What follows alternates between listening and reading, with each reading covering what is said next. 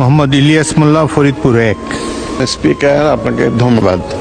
আমি আসলে আজকে কথা বলার সুযোগ পেয়ে আমার এলাকার জনগণকে ধন্যবাদ জানাই, যারা আমাকে তাদের ভালোবাসা দিয়ে ভোট দিয়ে আমার এখানে আসার সুযোগ করে দিয়েছে। আমার আজকে মনোযোগ আকর্ষণের নোটিশে আমরা যে দিকটা বলতে চেয়েছিলাম সেটা হলো যে, মাননীয় স্পিকার, আপনি জানেন যে আমাদের দেশের 1,30,00,000 ভাই বিদেশে কর্মরত আছেন, পৃথিবীর প্রায় 176টা দেশে।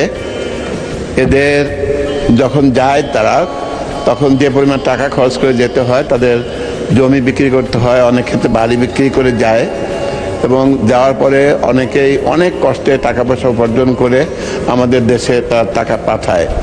এদের ভিতরে তারা এত অল্প টাকা ইনকাম করে যে তারা যে খুবই স্বনির্ভর হয়ে যায় এরকম অবস্থা না। অনেক ক্ষেত্রে দেখা যায় তারা কেউ অ্যাক্সিডেন্টে মারা যায়, কেউ স্বাভাবিকভাবে মৃত্যুবরণ করে। সেই সময় এমন এমন দেশে মারা যায় যে দেশের সঙ্গে আমাদের সরাসরি কূটনৈতিক সম্পর্ক নেই।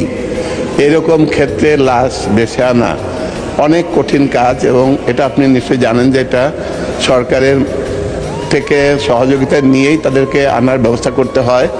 আমি এরকম কয়েকটা কেস ডিল করার সুযোগ পেয়েছিলাম এমপি হওয়ার আগে।